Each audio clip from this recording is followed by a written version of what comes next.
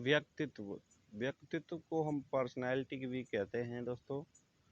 Personality शब्द Latin भाषा के पर्सोना शब्द से बना है, जिसका अर्थ होता है मुखौटा। दोस्तों, जो पर्सनैलिटी शब्द है वो लैटिन भाषा के एक शब्द से मिलकर बना है। उस शब्द का नाम है पर्सोना, और जिसका अर्थ बात देखें तो दोस्तों मुखौटा इसका अर्थ निकलता है। अर्थात पर्सोना शब्द का अर्थ मुखौटा होता है। तो देखिएगा आगे, प्राचीन समय में बाह्य रूपरेखा के आधार पर व्यक्ति को परिभाषित किया जाता था। भाई, पुराने समय में जो व्यक्ति की बाह्य रूपरेखा होती थी, उसी के आधार पर व्यक्तित्व को परिभाषित करते थे। लेकिन आज परिभाषा बदल चुकी है। वर्तमान समय में बाह्य व आंतरिक गुणों के समावेश को ही व्यक्तित्व कहते हैं। वर्तमान समय में बाह्य गुण भी देखने जाते हैं और आंतरिक गुण भी देखे जाते हैं। आलपोर्ट के अनुसार व्यक्तित्व की परिभाषा क्या है, इसे हम पढ़ने वाले हैं। आलपोर्ट के अनुसार व्यक्तित्व उन मनोदैहिक व्यवस्थाओं का गत्यात्मक संगठन है जो वातावरण के साथ समायोजन स्थापित कर लेता है। आलपोर्ट के अनुसार व्यक्तित्व क्या है? एक मनोदैहिक व्यवस्थाओं का एक गत्यात्मक संगठन है जो वातावरण के साथ समायोजन स्थापित कर लेता है।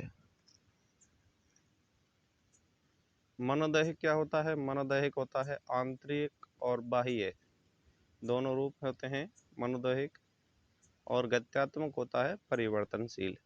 अर्थात हम कह सकते हैं कि व्यक्तित्व उन आंतरिक व बाह्य व्यवस्थाओं का परिवर्तनशील संगठन है जो वर्तमान के साथ समायोजन स्थापन कर लेता है, वातावरण के साथ समायोजन स्थापन कर लेता है, एडजस्टमेंट कर लेता है। और वहीं दूसरी परिभाषा दी है वैलेंटाइन ने। तो वैलेंटाइन के अनुसार जो व्यक्तित्व है उसकी क्या परिभाषा है, देखिएगा। व्यक्तित्व जन्मजात व अर्जित दोनों प्रवृत्तियों का योग होता है। वैलेंटाइन के अनुसार व्यक्तित्व क्या होता है? जन्मजात व अर्जित दोनों प्रवृत्तियों का योग व्यक्तित्व होता है। नोट्स है, व्यक्तित्व पर वंशानुक्रम व वातावरण दोनों का प्रभाव पड़ता है। काफ़ी इम्पोर्टेंट है दोस्तों। व्यक्तित्व पर वंशानुक्रम का भी प्रभाव पड़ता है और वातावरण का भी प्रभाव पड़ता है। वुडवर्थ ने क्या परिभाषा दी है? वुडवर्थ के अनुसार व्यक्तित्व व्यक्ति की संपूर्ण गुणात्मकता है। वुडवर्थ के अनुसार जो व्यक्तित्व होता है वो एक व्यक्ति का संपूर्ण गुणात्मकता मानी जाती है। व्यक्तित्व के वर्गीकरण पाश्चात्य दृष्टिकोण से कैसे है, देखिएगा। क्रेचमर के अनुसार व्यक्तित्व का वर्गीकरण क्या है? तो इसी प्रकार कुछ मनोवैज्ञानिकों के वर्गीकरण आएंगे। उससे पहले हम एक बार और रिपीट कर लेते हैं फास्ट मोड में। देखिएगा, ऊपर से देखते हैं। आपको पता है कि जो व्यक्तित्व की परिभाषा है वो प्रमुख मनोवैज्ञानिकों ने अलग अलग दी है। सबसे पहले बात करते हैं कि व्यक्तित्व को इंग्लिश में कहते हैं पर्सनैलिटी, और जो पर्सनैलिटी शब्द है वो लैटिन भाषा के पर्सोना शब्द से बना है और जिसका अर्थ होता है मुखौटा। प्राचीन समय में दोस्तों क्या होता था कि बाह्य रूपरेखा के आधार पर व्यक्तित्व की पहचान की जाती थी, लेकिन आज के समय की बात करें तो आंतरिक और बाह्य गुणों दोनों को ही समावेशित किया जाता है, दोनों को ही शामिल किया जाता है, तब व्यक्तित्व की जांच होती है। अब मनोवैज्ञानिकों ने कौन कौन सी परिभाषाएं दी हैं, देखो। आलपोर्ट ने क्या परिभाषा दी है व्यक्तित्व की, कि व्यक्तित्व उन मनोदैहिक व्यवस्थाओं का गत्यात्मक संगठन है जो वातावरण के साथ समायोजित हो जाते हैं। ठीक है भाई। आगे देखो, वैलेंटाइन ने क्या परिभाषा दी है कि व्यक्तित्व जन्मजात व अर्जित दोनों प्रवृत्तियों का योग होता है। और यहाँ पे एक नोट है आपके लिए कि व्यक्तित्व वंशानुक्रम व वातावरण दोनों का गुणनफल होता है, दोनों का योग होता है, ये आप कह सकते हो। वुडवर्थ ने क्या परिभाषा दी है? व्यक्ति की जो संपूर्ण गुणात्मकता है वही आपका व्यक्तित्व होता है। अब वर्गीकरणों को पढ़ने वाले हैं हम, देखो। तो व्यक्तित्व का जो वर्गीकरण है वो पाश्चात्य दृष्टिकोण से किस प्रकार है? तो पाश्चात्य दृष्टिकोण के आधार पर सबसे पहले क्रेचमर के अनुसार व्यक्तित्व की जो वर्गीकरण किस प्रकार से किया गया है, क्रैचमर ने शारीरिक संरचना के आधार पर व्यक्तित्व का वर्णन किया है। दोस्तों, जो क्रैचमर मनोवैज्ञानिक हैं, उन्होंने शारीरिक संरचना के आधार पर व्यक्तित्व के प्रकार बताए हैं। तो देखिएगा, सबसे पहले आपका स्थूलकाय। स्थूलकाय में होते हैं नाटे व्यक्ति और जिन्हें हम पिकनिक कहते हैं। वहीं सुडौलकाय व्यक्ति होते हैं जो खिलाड़ी प्रवृत्ति वाले होते हैं, इन्हें हम एथलेटिक कहते हैं। वही होते हैं क्षीणकाय। क्षीणकाय होते हैं दोस्तों दुर्लभ शरीर वाले, इन्हें हम एस्थेनिक कहते हैं। और अगला होता है मिश्रित, जिसे मिले जुले रूप में मानते हैं, जिसको हम डिस्प्लास्टिक कहते हैं। देखिएगा दोबारा से, क्रैचमर के अनुसार व्यक्तित्व की संरचना शारीरिक संरचना के आधार पर है। अब कौन कौन सी शारीरिक संरचना है, देखो, स्थूलकाय है, सुडौलकाय है, क्षीणकाय है और मिश्रित है। स्थूलकाय में आप समझ लो, स्थूल है, नाटे व्यक्ति हैं जिन्हें हम पिकनिक कहते हैं, यानी बौने व्यक्ति, नाटे व्यक्ति। सुडौलकाय में वे होते हैं जो एक तरीके से खिलाड़ी खिलाड़ी की प्रवृत्ति वाले होते हैं, यानी फिटनेस उनके शरीर में होती है, एथलेटिक्स हम इन्हें कह सकते हैं। क्षीणकाय होते हैं दुबले पतले लोग, इन्हें हम एस्थेनिक कहते हैं। वहीं मिश्रित होते हैं, इन सभी की मिला जुला रूप होता है मिश्रित, जिसे हम डिस्प्लास्टिक कहते हैं। अब ये क्रैचमर के अनुसार वर्गीकरण हो गया व्यक्तित्व का। आगे देखिएगा, आगे सेल्डन के अनुसार। तो सेल्डन के अनुसार व्यक्तित्व का वर्गीकरण किस प्रकार है, तो सेल्डन ने भी शारीरिक संरचना के आधार पर ही व्यक्तित्व का वर्णन किया है। जिस प्रकार आपका क्रैचमर ने शारीरिक संरचना के आधार पर व्यक्तित्व का वर्णन किया है, उसी प्रकार सेल्डन ने भी शारीरिक संरचना के आधार पर व्यक्तित्व का वर्णन किया है। इन्होंने 3 प्रकार बताए हैं। पहला है गोलाकार, दूसरा है आयताकार और तीसरा है लंबाकार। देखिएगा, सबसे पहला है गोलाकार, जिन्हें हम कहते हैं एंडोमॉर्फिक। गोलाकार एंडोमॉर्फिक, एक शॉर्ट ट्रिक आपको बता रहा हूँ याद करने की। गोलाकार को हम एंडोमॉर्फिक किस प्रकार याद रखेंगे, तो गोलाकार, गोलाकार होता है गोल। वही एंडोमॉर्फिक में शब्द आ रहा है एंडो, यानी अंडा समझ लो आप, तो अंडा भी गोल होता है, उस प्रकार आप याद कर सकते हो। वही है आयताकार, तो आयताकार में देखो मेसोमॉर्फिक है, मेसोमॉर्फिक। वही लंबाकार है दोस्तों, एक्टोमॉर्फिक।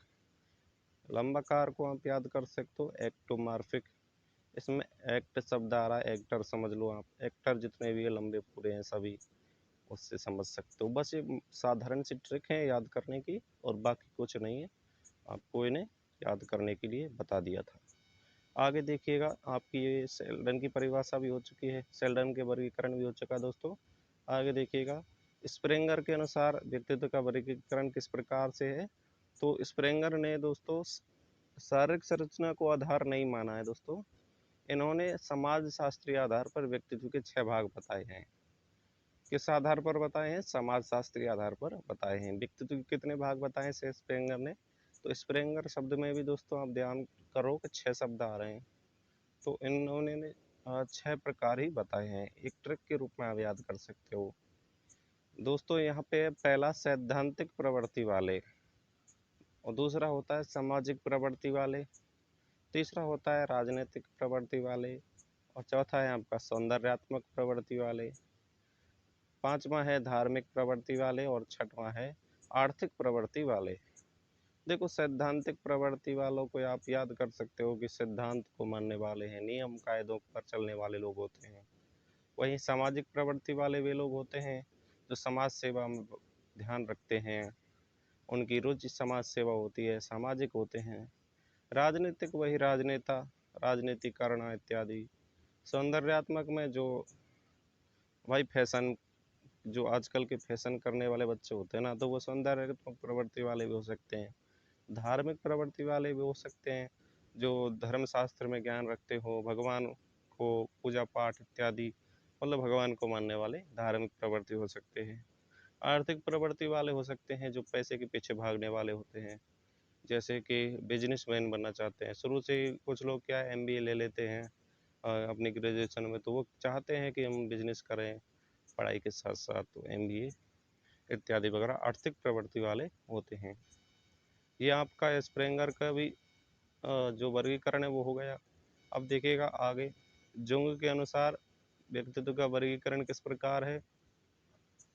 देखो, जुंग को हम युंग भी कहते हैं, जुंग भी कहते हैं। तो जुंग के द्वारा किया गया वर्गीकरण वर्तमान समय में सबसे प्रसिद्ध माना जाता है। ध्यान रखो दोस्तों, जो जुंग का वर्गीकरण है वो वर्तमान में सबसे प्रसिद्ध माना जाता है। इन्होंने मनोवैज्ञानिक आधार पर व्यक्तित्व का वर्गीकरण किया था। भाई देखो, आपका क्रैचमर ने, सेल्डन ने तो शारीरिक संरचना के आधार पर वर्गीकरण किया था। वही आपका स्प्रेंगर ने वर्गीकरण कैसे किया था, ये समाजशास्त्र के आधार पर किया था। और वही युंग और जुंग जिसे हम कहते हैं, तो इन्होंने तो भाई देखो मनोवैज्ञानिक आधार पर व्यक्तित्व का वर्गीकरण किया है। मनोवैज्ञानिक आधार पर व्यक्तित्व का वर्गीकरण किस प्रकार से किया है, देखो, पहला होता है अंतर्मुखी, दूसरा होता है बहिर्मुखी और तीसरा होता है उभयमुखी। अंतर्मुखी, बहिर्मुखी और उभयमुखी, ये आपके 3 वर्गीकरण बताए हैं जुंग ने, और ये वर्तमान में सबसे ज़्यादा प्रसिद्ध है। अंतर्मुखी आप समझ सकते हो, बहिर्मुखी और उभयमुखी इन दोनों का मिला जुला रूप होता है। आगे देखिएगा, अब बात करें, हमने ये तो आपका वर्गीकरण पढ़ा था। अब इसके बाद भारतीय दृष्टिकोण के अनुसार वर्गीकरण क्या है व्यक्तित्व का, उसको भी हम पढ़ लेते हैं एक बार। लेकिन उससे पहले दोस्तों, मेरे को थोड़ा सा रिवीजन कराना होगा फास्ट मोड में, तो जल्दी से मैं रिवीजन करा लेता हूँ, ज़्यादा समय नहीं लूँगा आपका। देखो भाई, शुरू से कर लेता हूँ, यहाँ से कर लेता हूँ दोस्तों, क्रैचमर से। तो ये पाश्चात्य दृष्टिकोण के अनुसार वर्गीकरण है। तो इसमें प्रमुख मनोवैज्ञानिक आए हैं जैसे कि क्रैचमर, सेल्डन, स्प्रेंगर। तो इनको हम एक बार फास्ट मोड में रिवीजन करते हैं। देखो, शारीरिक संरचना मानी है क्रैचमर ने, और इसमें जो वर्गीकरण है 4 भागों में बांटा गया है। स्थूलकाय, सुडौलकाय, क्षीणकाय, मिश्रित। स्थूलकाय में वही नाटे व्यक्ति, पिकनिक जिन्हें हम कहते हैं। सुडौलकाय में खेल प्रवृत्ति वाले, खिलाड़ी वाले व्यक्ति जिन्हें एथलेटिक कहते हैं। क्षीणकाय होते हैं दुर्लभ, दुबले पतले लोग जिन्हें हम एस्थेनिक कहते हैं। मिश्रित में होते हैं दोस्तों मिले जुले रूप जिन्हें हम डिस्प्लास्टिक कहते हैं। वहीं बात करें सेल्डन के अनुसार, ये भी संरचना के आधार पर माना गया है। इसमें 3 भाग बताए हैं, गोलाकार, आयताकार और लंबाकार। गोलाकार जिसे एंडोमार्फिक, अंडा का आपको उदाहरण बताया था मैंने याद करने के लिए, तो एंडोमार्फिक। आयताकार मेसोमार्फिक, लंबाकार एक्टोमार्फिक, जितने भी सारे एक्टर हैं वो लंबे पूरे हैं, तो एक्टरमार्फिक के आप याद कर सकते हो। वही स्प्रेंगर के अनुसार क्या है इसको, 6 स्प्रेंगर शब्द में भी 6 शब्द आ रहे हैं, 6 अक्षर आ रहे हैं दोस्तों। तो वही 6 भागों में बांटा है, लेकिन एक ध्यान रखना, समाजशास्त्र के आधार पर बांटा है। 6 सैद्धांतिक प्रवृत्ति वाला है पहला, तो दूसरा सामाजिक प्रवृत्ति वाला है, तीसरा राजनीतिक प्रवृत्ति वाला, चौथा सौंदर्यात्मक प्रवृत्ति वाला, धार्मिक प्रवृत्ति वाला, आर्थिक प्रवृत्ति वाला। और जुंग व युंग के अनुसार वर्गीकरण, ये जो सबसे फेमस है फिलहाल वर्तमान में, तो इन्होंने व्यक्तित्व का वर्गीकरण मनोवैज्ञानिक आधार पर माना है। पहला है अंतर्मुखी, दूसरा बहिर्मुखी और तीसरा उभयमुखी। अब भारतीय दृष्टिकोण के अनुसार देखिएगा, ये तो आपका पाश्चात्य दृष्टिकोण का हमने पढ़ लिया। अब भारतीय दृष्टिकोण के अनुसार पढ़ते हैं। तो भारतीय दृष्टिकोण के अनुसार 3 भाग है। सबसे पहले देखो, सतोगुणी, रजोगुणी और तमोगुणी। सतो रजो तमो, सतो रजो तमो। सतो यानी सत, सत से आप याद कर सकते हो, जैसे सतयुग हुआ था, तो सतयुग में भगवान होते थे, ईश्वर होता था, धर्म होते थे, तो आप याद कर सकते हो सतोगुणी, ईश्वर व धर्म विश्वास करने वाले सतोगुणी व्यक्तित्व में आते हैं। वही रजोगुणी व्यक्तित्व में वे लोग आते हैं जो कर्म में विश्वास करते हो। वही तमोगुणी व्यक्तित्व में वे लोग आते हैं जो सुख प्राप्ति में विश्वास रखते हो। नाम से ही काफ़ी स्पष्ट हो रहा है, वैसे ज़्यादा परेशानी नहीं होगी याद करने में। अब देखो, हमने ये भी भारतीय दृष्टिकोण से भी पढ़ लिए। अब देखो आधुनिक दृष्टिकोण से व्यक्तित्व के कितने प्रकार हैं। तो आधुनिक दृष्टिकोण से देखिएगा, पहला है भावुक, कर्मशील और विचारशील। ये आपके भावुक, कर्मशील और विचारशील। उचित व्यक्तित्व होता है दोस्तों संवेगी, स्थिर, यानी जो अपने संवेगों को स्थिर कर रख सके, ज़्यादा क्रोध ना करे, ज़्यादा प्रसन्न ना हो इत्यादि वगैरह। संवेगी स्थिर व्यक्तित्व सबसे उचित व्यक्तित्व होता है। सबसे पुराना प्रकार सैद्धांतिक सबसे पुराना प्रकार सिद्धांत दोस्तों टाइपोलॉजी है, जो कि ग्रीक चिकित्सा शास्त्री हिप्पोक्रेटस ने अपनी पुस्तक प्रसिद्ध कृति नेचर ऑफ द मैन के अंतर्गत किया था। दोस्तों सबसे पुराना जो व्यक्तित्व का प्रकार है तो वो था आपका सिद्धांत टाइपोलॉजी, जो ग्रीक चिकित्सा शास्त्री थे दोस्तों हिप्पोक्रेटस, उन्होंने दिया था और अपनी एक प्रसिद्ध पुस्तक में दिया था। उसका नाम था नेचर ऑफ मैन के अंतर्गत दिया था सबसे पुराना ये आपका सिद्धांत है व्यक्तित्व का। उन्होंने व्यक्तित्व के 4 प्रकार बताए हैं। तो दोस्तों याद रखो, हिप्पोक्रेटस के अनुसार व्यक्तित्व के 4 प्रकार हैं। हिप्पोक्रेटस के अनुसार व्यक्तित्व के 4 प्रकार हैं। कौन सी इन्होंने पुस्तक लिखी थी? इन्होंने पुस्तक लिखी थी दोस्तों नेचर ऑफ मैन। पहला दोस्तों प्रकार है हिप्पोक्रेटस के अनुसार काला पित्त, दूसरा है पीला पित्त, तीसरा है रक्त प्रधान और चौथा है कफ प्रधान। काला पीला रक्त और कफ, काला पीला रक्त और कफ, काला पीला रक्त और कफ। तो देखो काला शब्द से ये वैसे स्पष्ट हो रहा है, काला थोड़ा क्रोध होगा, उदास होगा, निराशावादी होगा, यही है उदास व निराशावादी। निराशावादी ये आपका काला पित्त हो गया। पीला पित्त, पीला जो स्वभाव से पीले हो जाते, कहते लाल पीला हो गया, क्रोध करने वाले, स्वभाव से चिड़चिड़े, समझ रहे हो। रक्त प्रधान है, रक्त अगर कोई बिल्कुल इंसान लाल है, गोल मटोल है, एक तरीके से आप समझ सकते हो, अच्छा खाता पीता है, मोटा ताजा है, एक तरीके से वो रक्त प्रधान है, तो वो प्रसन्न रहना चाहता है, खुशमिजाज रहना चाहता है, आशावादी है। प्रसन्न, खुशमिजाज व आशावादी ये रक्त प्रधान में आते हैं। कफ प्रधान में दोस्तों वे आते हैं जो एक तरीके से विरक्त होते हैं, भाव शून्य है, मतलब एक्टिव नहीं है, अपने आप में खोए रहते हैं, मतलब कोई भी रेस्पॉन्स नहीं दे रहे हैं, विरक्त हैं, भाव शून्य है। ये कफ प्रदान में, रक्त प्रदान में प्रसन्न, खुशमिजाज व आशावादी। पीला पित्त में दोस्तों स्वभाव से चिड़चिड़े और काला पित्त में उदास व निराशावादी। अब देखो यहाँ तक हो चुका है। अब दोस्तों हमें पढ़नी है व्यक्तित्व मापन की जितनी भी विधियाँ होती हैं, जितनी भी दोस्तों पर्सनैलिटी की जो विधियाँ हैं उनको हम पढ़ने वाले हैं। देखो विधियाँ भी 2 प्रकार से बांटी हुई हैं दोस्तों। एक होता है आपका प्रक्षेपी विधियाँ, दूसरी है अप्रक्षेपी विधियाँ। देखो प्रक्षेपण के द्वारा जो प्रक्षेपी विधियाँ हैं उनसे काफ़ी ज़्यादा क्वेश्चन पूछे जाते हैं। साथ ही आपके अन्य विधियाँ जैसे कि अप्रक्षेपी विधियाँ हैं, इनको भी आपको याद करना होगा, लेकिन ज़्यादातर प्रक्षेपी विधियों को हम ज़्यादा विशेष पढ़ना होगा दोस्तों। तो देखिए पढ़ेंगे तो सभी को और काफ़ी इम्पोर्टेंट हैं सभी, लेकिन प्रक्षेपी विधियाँ ज़्यादा इम्पोर्टेंट हैं। तो भाई देखो शुरू से कर रहे हैं हम स्टार्ट। सबसे पहले हमने देखो प्रक्षेपी विधियाँ पढ़नी है, उसके बाद अप्रक्षेपी विधियाँ पढ़ेंगे, उसके बाद बाकी जो जैसे कि वस्तुनिष्ठ विधियाँ भी होती हैं कुछ, तो उनको भी हम पढ़ेंगे। जैसे कि वस्तुनिष्ठ विधियों में आपकी निरीक्षण विधि आती है, समाज मिति विधि आती है, क्रम निर्धारण मापनी आती है, शारीरिक परीक्षण आता है इत्यादि। अब देखो एक बार इन प्रक्षेपी विधियों के प्रकार भी देख लेते हैं। देखो प्रक्षेपी विधियों के प्रकार जैसे कि टीएटी और सीएटी है, आपका आईवीटी है और एससीटी है और एफडब्ल्यूएटी है।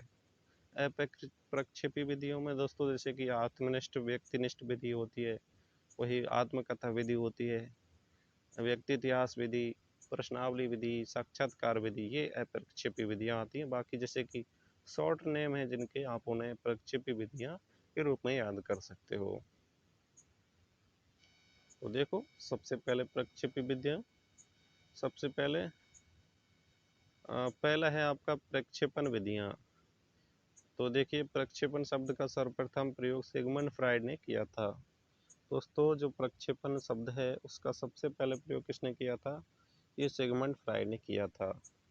प्रक्षेपण का अर्थ होता है दोस्तों अपनी बातों विचारों व अनुभव आदि को स्वयं न बताकर किसी अन्य उद्दीपक या पदार्थ के माध्यम से अभिव्यक्त करना। सीधी बात है दोस्तों। सबसे पहली बात तो ध्यान रखो कि प्रक्षेपण शब्द है वो सिगमंड फ्राइड ने दिया था।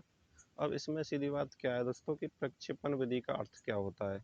तो प्रक्षेपण का अर्थ समझ लो दोस्तों कि अपनी बातों को, अनुभवों को, विचारों को स्वयं न बताकर किसी और दूसरे से बतवाना, यही होता है सीधी बात प्रक्षेपण। खुद ना बताकर दूसरे के माध्यम से अभिव्यक्त करना अपने भाव, विचार इत्यादि को। प्रक्षेपण विधियों के माध्यम से अचेतन मन की बातें को ज्ञात किया जाता है। दोस्तों प्रक्षेपण विधियों के माध्यम से जो व्यक्तित्व का जो मन के प्रकार हैं दोस्तों, चेतन, अचेतन व अर्धचेतन, तो उनमें अचेतन मन की बातों को ज्ञात किया जाता है। तो पहली विधि है आपकी दोस्तों टीएटी। टीएटी जिसको हम कहते हैं इंग्लिश में थर्मेटिक, और दूसरी आपकी विधि आपकी सीएटी हो जाएगी। और इसी प्रकार हम पढ़ते जाएंगे। अब देखो टीएटी में क्या है दोस्तों, इसके प्रतिपादक कौन है। तो इसके प्रतिपादक हैं आपके मॉर्गन मुरे।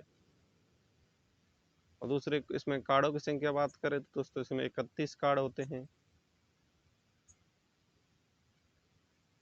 अब देखो टीएटी को हम हिंदी में क्या बोलते हैं दोस्तों, टीएटी को बोलते हैं हिंदी में प्रासांसिक अंतर्बोध परीक्षण। प्रासांसिक प्रासांसिक अंतर्बोध परीक्षण, कथा प्रसंग परीक्षण, कथा प्रसंग परीक्षण। इसके प्रतिपादक मॉर्गन एवं मुरे हैं। 1935 में ये विधि सामने आई थी। इसमें कुल कार्डों की संख्या होती है 31। इसमें 30 कार्ड प्लस एक कार्ड, कुल संख्या होती है 31 कार्ड। चित्रों से संबंधित कार्डों की संख्या होती है 30। बाकी एक कार्ड होता है वो खाली होता है।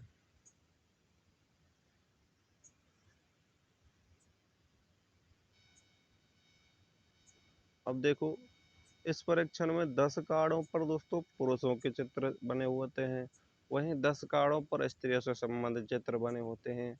बाकी 10 कार्डों पर दोनों के चित्र बने होते हैं। बालक को चित्र दिखाकर कहानी लिखने को कहा जाता है। कम से कम 20 चित्रों पर कहानी लिखवाई जाती है। सीधी बात है दोस्तों से आप ध्यान रखो कि 30 तो कुल कार्ड होते हैं जिन पर चित्र बने होते हैं। एक ऐसा कार्ड होता है जिस पर चित्र नहीं बना होता है, खाली होता है। तो 30 चित्र बने होते हैं तो उनमें देखो 10 तो ऐसे कार्ड होते हैं जिन पर पुरुषों के चित्र होते हैं, पुरुषों से संबंधित। 10 पर महिलाओं से संबंधित चित्र होते हैं। और 10 ऐसे होते हैं जिन पर दोनों से संबंधित चित्र होते हैं। इन चित्रों को दिखाकर ही कहानी लिखने को कहा जाता है। बच्चे को कम से कम 20 कार्डों पर चित्रों पर एक कहानी लिखनी होती है। यह परीक्षण व्यक्तिगत व सामूहिक दोनों रूपों में प्रयोग किया जा सकता है दोस्तों। अर्थात 14 वर्ष से अधिक आयु वाले बच्चों के लिए विशेष उपयोगी है। दोस्तों टीएटी परीक्षण है ये आपके 14 वर्ष से अधिक आयु वाले बच्चों के लिए उपयोगी होता है। इसमें व्यक्तिगत और सामूहिक परीक्षण दोनों रूप से परीक्षण किए जा सकते हैं। ये आपका हो गया प्रशंसिक अंतर्बोध परीक्षण, टीएटी परीक्षण।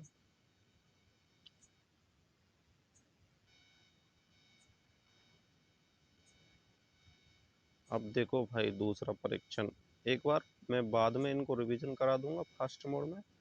इनको हम पढ़ लेते हैं थोड़ा, जितने भी आपके प्रक्षेपी विधियां हैं उनको। देखो दूसरा है आपका, दूसरी विधि है सीएटी। सीएटी हमने टीएटी पढ़ ली, अब सीएटी को पढ़ते हैं। तो टीएटी को हिंदी में कहते हैं दोस्तों हम बाल संप्रत्यय परीक्षण। बाल संप्रत्यय परीक्षण। देखो लियोपोल्ड वेलेक ने इसका निर्माण किया था 1948 में। इसके प्रतिपादक कौन है, लियोपोल्ड वेलोक। लियोपोल्ड वेलोक 1948 में इसका निर्माण किया था। और इसका जो विकास किया था दोस्तों, जो सीएटी परीक्षण है उसका विकास किया था डॉक्टर अर्नेस्ट कृष्ण ने। अर्नेस्ट कृष्ण ने। हमने इससे पहले टीएटी परीक्षण पढ़ा था, उसके प्रतिपादक थे मॉर्गन एवं मुरे। मॉर्गन एवं मुर्रे। वही हम पढ़ रहे हैं बाल संप्रत्य परीक्षण यानी सीएटी परीक्षण। इसके प्रतिपादक हैं लियोपोल्ड वेलोक। और इस विधि का जो विकास है दोस्तों वो किया था आपके डॉक्टर अर्नेस्ट कृष्ण ने। लियोपोल्ड ओल्ड वेलोक ने इसका निर्माण किया था 1948 में। इस परीक्षण में दोस्तों 10 कार्डों पर जानवरों के चित्र बने होते हैं। दोस्तों इस परीक्षण में 10 कार्डों पर जानवरों के चित्र बने होते हैं। बालक को चित्र दिखाकर कहानी लिखने को कहा जाता है। बालक को चित्र दिखाकर कहानी लिखने को कहा जाता है।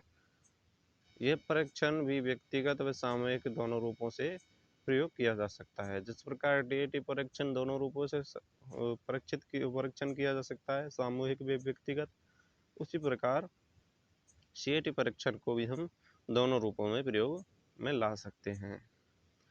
इसकी बात करें दोस्तों कि इसमें किस वर्ष के बच्चों के लिए उपयोगी है, तो 3 वर्ष से लेकर 11 वर्ष के बालकों के लिए उपयोगी परीक्षण माना जाता है। यह आपका सीएटी परीक्षण हो गया। अब देखो अगला है आपका रोडसा स्याही धब्बा परीक्षण, जिसे हम कहते हैं आईबीटी। आईबीटी हम इसे कहते हैं। इसका निर्माण दोस्तों जैसा कि स्पष्ट हो रहा है, रोडसा स्याही धब्बा परीक्षण, तो ये इसके प्रतिपादक इसके हैं आपके हरमन रोडसा। इन्होंने इसका प्रतिपादन किया था 1941 में, सॉरी 1921 में। हरमन रोडसा स्याही धब्बा परीक्षण के प्रतिपादक हैं। इन्होंने 1921 में इस परीक्षण का प्रतिपादन किया था। इस परीक्षण में 10 कार्डों पर स्याही के धब्बे बने होते हैं। इसका परीक्षण में 10 कार्डों पर स्याही के धब्बे बने होते हैं। 5 कार्ड पर काले धब्बे होते हैं, तो वहीं 5 कार्डों पर सफ़ेद, सॉरी 5 कार्डों पर काले व सफ़ेद धब्बे होते हैं और बाकी के 5 जो कार्ड हैं उन पर विभिन्न रंगों के धब्बे बने होते हैं। ध्यान रखो कि 5 कार्ड ऐसे होते हैं जिन पर ब्लैक एंड वाइट कलर के धब्बे होते हैं और बाकी के 5 पे कलरफुल होते हैं। बालक को धब्बा दिखाकर आकृति के बारे में पूछा जाता है। यह परीक्षण व्यक्तिगत रूप से किसी भी आयु वर्ग का प्रयोग में लाया जा सकता है। दोस्तों ये व्यक्तिगत परीक्षण के रूप में काम लिया जाता है, इसमें सामूहिक नहीं होता है। आगे का परीक्षण हम पढ़ रहे हैं दोस्तों। आगे का है आपका वाक्य पूर्ति परीक्षण, एससीटी परीक्षण, जिसका निर्माण 1930 में किया गया था। एससीटी परीक्षण विकास किया था दोस्तों इसका फाइन वे टेंडलर ने। किसने किया था? फाइन वे टेंडलर ने। तथा इस एक मिनट दोस्तों, तथा इस दिशा में इसके सराहनीय कार्य रॉड्स ने किया था। इस परीक्षण में अधूरे वाक्यों को पूरा करने के लिए कहा जाता है। दोस्तों ध्यान रखो कि इस वाक्य का जो इस परीक्षण का जो विकास किया था वो किया था पाइन ने टेंडलर ने। तथा इस परीक्षण का सबसे जो सराहनीय काम था वो रॉटर्स ने किया था। इसमें क्या होता है कि अधूरे वाक्य दिए जाते हैं और उनको पूरा करवाया जाता है। उदाहरण के लिए आप देख सकते हो कि जैसे मैं बहुत खुश होता हूँ जब खालिस्तान घर पर रहता हूँ, तो यहाँ पर मैं खालिस्तान में आ जाएगा। वहीं दूसरा उदाहरण है, मेरे मित्र अक्सर मेरे साथ रहते हैं, तो यहाँ मेरे और साथ दोनों पुस्तक में रहेंगे। उसी प्रकार ये उदाहरण दिए हुए हैं। आगे देखो भाई, देखो अगला परीक्षण है आपका FWAT स्वतंत्र शब्द साहचर्य परीक्षण। स्वतंत्र शब्द साहचर्य परीक्षण, इसका निर्माण किया था दोस्तों गाल्टन ने। किसने किया था? गाल्टन ने। कब किया था? 1879 में। 1879 में। इस परीक्षण के द्वारा व्यक्तिगत मापन के अलावा कई मानसिक रोगों का भी इलाज किया जाता है। स्वतंत्र शब्द साहचर्य परीक्षण FWAT कहते हैं। इंग्लिश में आप याद रख सकते हो फ्री वर्ड एसोसिएशन टेस्ट।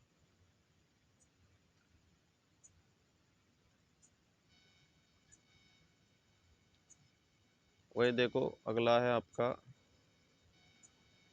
खेल व नाटक विधि।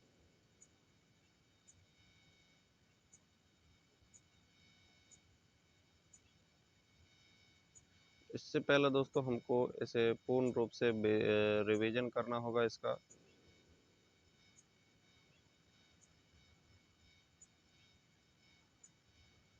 एक मिनट, ऊपर आता हूँ। फास्ट मोड में रिवीजन करेंगे दोस्तों। प्रक्षेपण विधियों में सबसे पहले आपका टीएटी परीक्षण है। इसके प्रतिपादक मॉर्गन व मुरे हैं। 1935 में सिद्धांत दिया था। कुल 31 कार्ड होते हैं। 30 कार्डों पर आपके चित्र बने हुए होते हैं, एक कार्ड खाली रहता है। और 30 कार्डों में दोस्तों 10 कार्डों पर पुरुषों से संबंधित, 10 पर महिलाओं से संबंधित, 10 पर दोनों से संबंधित चित्र होते हैं। और ये सामूहिक रूप से भी परीक्षण परीक्षण लिया जा सकता है, और ये व्यक्तिगत रूप से भी परीक्षण लिया जा सकता है। और इसमें 14 वर्ष से अधिक आयु वाले व्यक्ति के लिए उपयोगी होता है। अगला है आपका सीएटी परीक्षण, जिसे प्रतिपादित किया था लियोपोल्ड वेलोक ने 1948 में। इसका विकास किया था अर्नेस्ट क्रिश ने। इस परीक्षण में 10 कार्डों पर जानवरों के चित्र बने होते हैं। बालकों को चित्र दिखाकर कहानी लिखने को कहा जाता है। यह परीक्षण भी दोस्तों व्यक्तिगत रूप से और सामूहिक दोनों रूपों से परीक्षण इसका लिया जा सकता है। इसमें उम्र की बात करें तो 3 वर्ष से लेकर 11 वर्ष तक की आयु वर्ग वाले बच्चों के परीक्षण हम लेते हैं। अगला है रोडसा स्याही धब्बा परीक्षण, जिसे आईबीटी कहते हैं, इंक वोल्ट टेस्ट जिसे कहते हैं। तो इसमें क्या है, इसका निर्माण हरमन रोडसा ने किया था 1921 में। इसमें 10 कार्डों पर स्याही के धब्बे बने होते हैं। तो जिसमें से 5 कार्ड ऐसे होते हैं जिन पर काले व सफ़ेद धब्बे होते हैं। बाकी के 5 कार्ड ऐसे होते हैं जिन पर सभी प्रकार के कलरों के धब्बे बने रहते हैं। बालक को धब्बा दिखाकर आकृति के बारे में पूछते हैं। ये व्यक्तिगत रूप से ही इसका परीक्षण लिया जा सकता है। सभी आयु वर्ग के वाले बालकों के लिए उपयोगी होता है। अगला है आपका वाक्य पूर्ति परीक्षण, यानी सेंटेंस कंप्लीटेशन टेस्ट। तो इसमें क्या होता है दोस्तों कि वाक्य की पूर्ति करवाई जाती है, खालिस्तान छोड़ दिए जाते हैं बीच बीच में। इसका निर्माण 1930 में किया गया था। इसका विकास किया था पाइन व टेंडलर ने, तथा इसका जो दोस्तों वो सराहनीय कार्य वो रॉड्स ने किया था। अधूरे वाक्य इसमें दिए जाते हैं। अब देखो, अगला है आपका स्वतंत्र शब्द साहचर्य परीक्षण। तो इसमें क्या होता है कि दोस्तों इस परीक्षण में व्यक्तित्व मापन के अलावा कई मानसिक रोगों का भी इलाज किया जाता है। इसका निर्माण गाल्टन ने किया था 1879 में। अगला है खेल व नाटक विधि। तो इसमें क्या होता है, इस विधि में बालक की अभिव्यक्ति के माध्यम से उसके व्यक्तित्व का मापन किया जाता है। खेल व नाटक विधि में क्या होता है, इस विधि में बालक की अभिव्यक्ति के माध्यम से उसके व्यक्तित्व का मापन किया जाता है। अब दोस्तों देखिएगा, अब हम पढ़ने वाले हैं अप्रक्षेपी विधियों को व अन्य विधियों को। तो देखिए, सबसे पहले आपकी आत्मकथा विधि। सबसे पहले कौन सी विधि है आपकी, सबसे पहले है आत्मकथा विधि। आत्मकथा विधि या अंतर्दर्शन विधि हमें जिसे कहते हैं, आत्मनिष्ठ विधि हम इसे कहते हैं। विलियम बुंट के शिष्य टिचनर।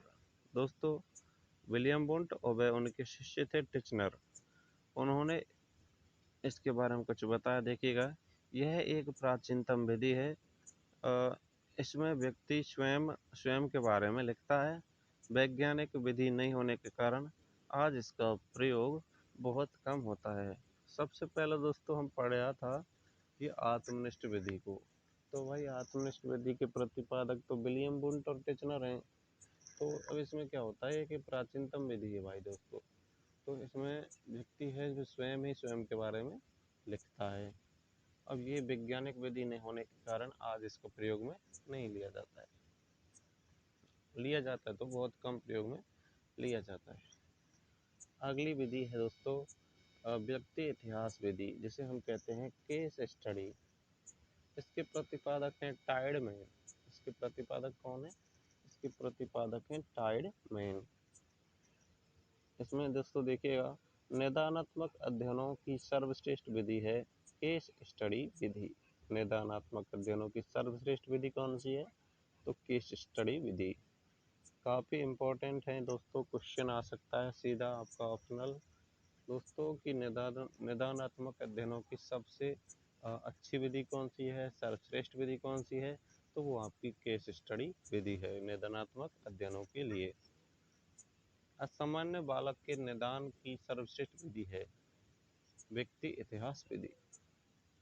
अब हमने दोस्तों दूसरा फैक्ट पढ़ा है कि जो असामान्य बालक होते हैं ना, तो उनके निदान के लिए जो सर्वश्रेष्ठ विधि होती है वो तो होती है व्यक्ति इतिहास विधि, यानी केस स्टडी इसे हम कहते हैं। तो दोनों ही काफ़ी इम्पोर्टेंट फैक्ट बन जाते हैं आपके लिए, निदानात्मक अध्ययनों की सर्वश्रेष्ठ विधि और असामान्य बालकों के निदान की सर्वश्रेष्ठ विधि। समस्या के कारण को जानना निदान कहलाता है, जो कि मनोविज्ञान की सहायता से किया जाता है। कारण को दूर करना उसका उपचार होता है, जैसा आप सभी जानते हो, निदान किसी समस्या को जानना वही उसका उपचार करना, तो वो आपका। अब देखो भाई आगे, बिना निदान के उपचार संभव नहीं होता है, सीधी बात है। जब तक हमें रोग के बारे में जानकारी नहीं होगी तो हम दवाई कैसे देंगे, तो वही बात है दोस्तों। यही आपकी व्यक्तिगत इतिहास विधि है, इसमें इसके प्रतिपादक टाइडमैन है। आगे देखिएगा प्रश्नावली विधि आ जाती है, इसको हम पढ़ते हैं। मैं इन सभी को बाद में दोस्तों रिपीट कर लूँगा फास्ट मोड में। दोस्तों क्या होता है कभी कभार यार दोस्तों, फास्ट मोड में रिपीट करने के चक्कर में दोस्तों बोलना तो कुछ चाहते हैं और निकल कुछ जाता है, ऐसा होता है अक्सर, और मेरे साथ ही ऐसा ज़्यादा होता है। मैं दोस्तों थोड़ा फास्ट पढ़ाता हूँ रिपीट कराने के दौरान, तो आपको थोड़ा एडजस्ट करना होगा। और कभी सभी दोस्तों इंग्लिश के वर्ड में ज़्यादा प्रॉब्लम आती है, क्योंकि मैं लगातार दोस्तों क्लास रिकॉर्ड कर रहा हूँ, बहुत लंबी मैराथन होने वाली है दोस्तों। चलिए इसकी जानकारी थोड़ी सी दे देते हैं कि इसका नोट्स कहाँ मिलेगा। तो दोस्तों gurjarclasses.com वेबसाइट की लिंक नीचे मिल जाएगी, वहाँ पर जाकर डायरेक्ट लिंक से आप डाउनलोड कर लीजिएगा। Thank you. अब देखते हैं प्रश्नावली विधि, जिसे हम व्यक्तित्व अनुसूची कहते हैं। सर्वप्रथम वुडवर्थ ने पर्सनल डाटा इन्वेंटरी का निर्माण किया था। सबसे पहले वुडवर्थ ने पर्सनल डाटा इन्वेंटरी का निर्माण किया था। प्रश्नावली में आमने सामने होना जरूरी नहीं होता है, तथा इसमें उत्तर के रूप में दो विकल्प हाँ या नहीं होते हैं, और तीसरा विकल्प हाँ नहीं और कभी कभी होते हैं। दोस्तों इसमें क्या होता है कि प्रश्न पूछे जाते हैं, सीधी बात है। अब एक प्रश्न पूछे जाएंगे हम, अब एग्जाम में भी हमारे में प्रश्न ही तो आते हैं, तो हमें आमने सामने प्रश्न पूछने वाला का जरूरी थोड़ी है कि होना हो या न हो, तो वही बात है, आमने सामने होना जरूरी नहीं है। इसमें क्वेश्चन जब पूछा जाता है तो उत्तर के रूप में दो विकल्प आते हैं, एक तो आता है हाँ, एक आता है नहीं। अगर तीसरा विकल्प भी आ रहा है तो वो तीसरा विकल्प होता है कभी कभी। ठीक है। अब इस देखिएगा दोस्तों, मापनी में कुल 5 विकल्प होते हैं। दोस्तों एक इम्पोर्टेंट है, जो मापनी होती है ना, तो मापनी में तो 5 विकल्प होते हैं, इसमें 2 या 3 विकल्प होते हैं प्रश्नावली विधि में। तो कैटल ने दोस्तों 16 पर्सनैलिटी फैक्टर यानी 16 व्यक्तित्व के जो कारक हैं, तो उनकी एक प्रश्नावली का निर्माण किया था। ये भी काफ़ी इम्पोर्टेंट है, इसको भी याद रखना पड़ेगा। जो आर बी कैटल हैं दोस्तों, उन्होंने प्रश्नावली जो व्यक्तित्व मापन की जो क्वेश्चन है उनकी संख्या कितनी रखी है, तो उनकी संख्या 16 प्रश्न व्यक्तित्व मापन के कारक की प्रश्नावली का निर्माण किया था आर बी कैटल ने। मापनी में 5 विकल्प होते हैं। अगला देखो भाई, प्रश्नावली के प्रकार कौन कौन से हैं। सबसे पहले आपकी बंद प्रश्नावली, बंद प्रश्नावली यानी प्रतिद्वंद्वित प्रश्नावली जिसे हम कहते हैं। इसमें प्रश्न के उत्तर हाँ अथवा नहीं या फिर किसी एक विकल्प का चयन करके देने होते हैं। ये होती है आपकी बंद प्रश्नावली। इसमें क्या है कि प्रश्न के उत्तर हाँ या नहीं में होते हैं और किसी एक विकल्प का में चयन करना होता है। और दूसरी होती है खुली प्रश्नावली, तो इसमें प्रश्नों के उत्तर विस्तार पूर्वक होते हैं, वह स्वतंत्रता पूर्वक देने होते हैं। जैसा कि हमारे जो भी डिग्री डिप्लोमा हम जब करते हैं, जैसे कि बीए वगैरह, तो हम जैसे भी थ्योरेटिकल एग्जाम होते हैं, जैसे कि हमारे 10वीं 12वीं में भी होते हैं, तो वही थ्योरेटिकल क्वेश्चन पूछे जाते हैं, तो वही खुली प्रश्नावली हो गई। वहीं चित्रित प्रश्नावली होती है, क्या है इसमें चित्रों के माध्यम से प्रश्न पूछे जाते हैं। तथा प्रश्न के उत्तर देने होते हैं। अगली है आपका मिश्रित प्रश्नावली। इसमें क्या है, उपयुक्त सभी सभी को मिला जुला रूप है, सीधी बात है। अगला है साक्षात्कार। साक्षात्कार में क्या होता है, सभी जानते हैं इंटरव्यू क्या होता है, लेकिन तो भी पढ़ लेते हैं थोड़ा। इसकी शुरुआत अमेरिका से हुई थी। साक्षात्कार में आमने सामने होना ज़रूरी होता है। दोस्तों ध्यान रखो, ये से काफ़ी इम्पोर्टेंट है कि साक्षात्कार की शुरुआत कहाँ से, अमेरिका से हुई थी। इसमें क्या होता है कि आमने सामना होना ज़रूरी है, आप सभी को पता है। इसमें प्रश्नों का कोई बंधन नहीं होता है और ना ही कोई समय सीमा निश्चित होती है। साक्षात्कार को एक वार्तालाप का रूप ही हम मानते हैं। आगे देखिएगा, कुछ साक्षात्कार के प्रकार भी दिए हुए हैं। एक होता है निर्देशित साक्षात्कार। इसमें प्रश्नों की भाषा, समय, तरीका आदि पहले से भाई एक तरीके से निश्चित होते हैं और सुनियोजित तरीके से ये लिए जाने वाला साक्षात्कार ये होता है। सीधी बात है दोस्तों, निर्देशित साक्षात्कार क्या होता है, जैसे कि कोई फिल्म की स्क्रिप्ट लिखी हुई होती है, कोई डायलॉग की स्क्रिप्ट होती है, उसी प्रकार प्रश्नों की एक स्क्रिप्ट लिखी हुई होती है, क्या करना है, क्या समय रहेगा, तरीका क्या है बोलने का। तो ये स्क्रिप्ट के अनुसार भाई निर्देशित साक्षात्कार होता है। वही दूसरा साक्षात्कार का प्रकार है अनिर्देशित साक्षात्कार। इसमें होता है क्या है कि पहले से कोई निश्चित नहीं होता है, इसमें क्या स्क्रिप्ट नहीं होती है, इसकी प्रवृत्ति बहुत ही लचीली होती है। इसमें साक्षात्कारकर्ता प्रत्याशी के उन्मुक्त अभिव्यक्ति के अवसर प्रदान करता है।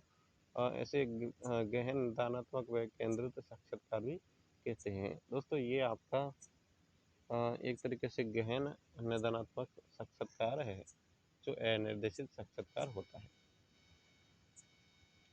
अगला है आपका दोस्तों समाहारक समाहारक साक्षात्कार। उपयुक्त दोनों का मिला जुला रूप ही समाहारक साक्षात्कार है, जो कि सर्वश्रेष्ठ व वैध विधि है। अब देखो कुछ वस्तुनिष्ठ विधियां भी आ रही हैं, तो उनसे पहले दोस्तों एक बार आप सभी को पता है कि रिवीजन तो बनता है फास्ट मोड में।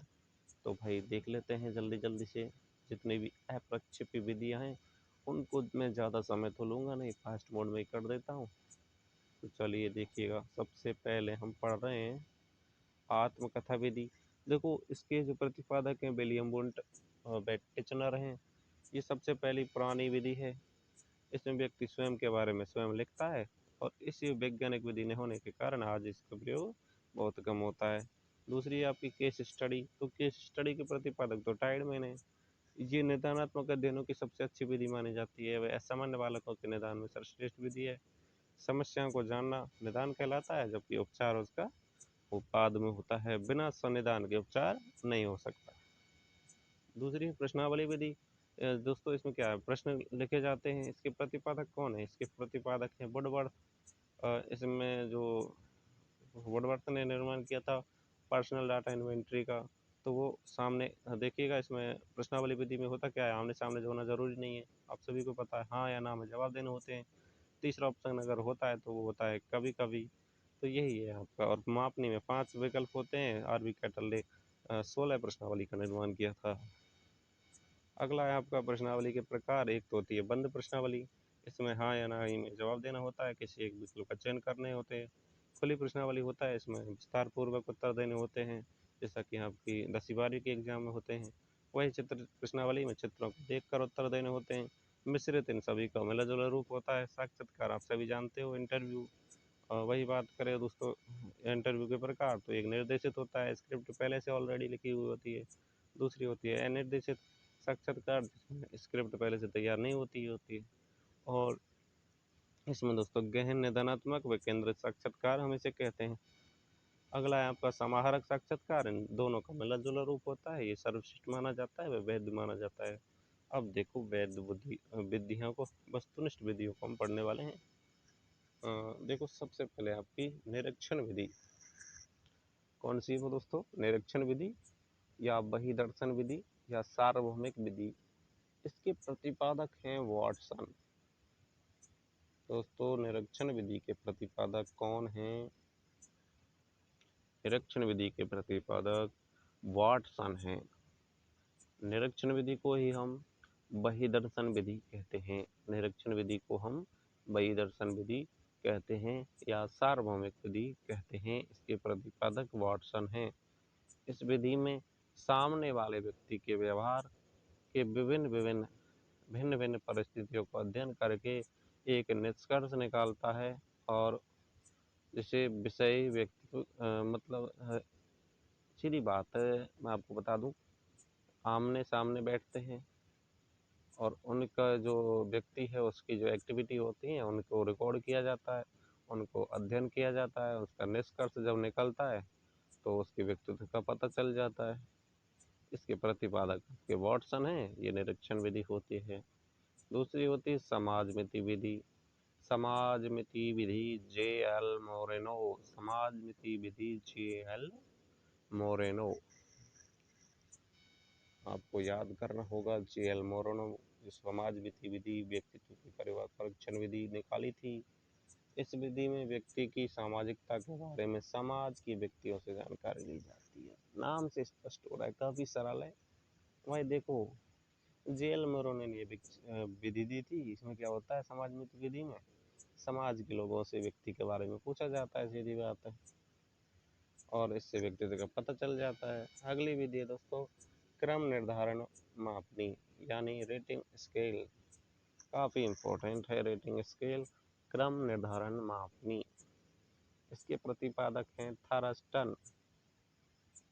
थरस्टन।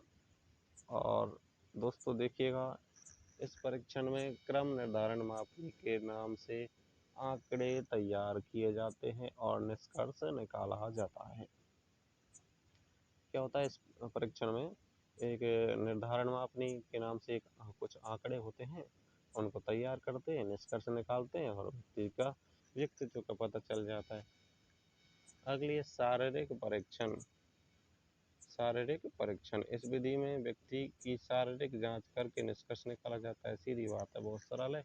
व्यक्ति अगर निर्धारित नौकरी के लिए या कुछ भी हो उसके लिए स्वस्थ है या नहीं इत्यादि चेक किया जाता है, मेडिकल टेस्ट इसे कहते हैं। अब देखो भाई, समायोजन आ जाएगा, अब इसे हम पढ़ने वाले हैं।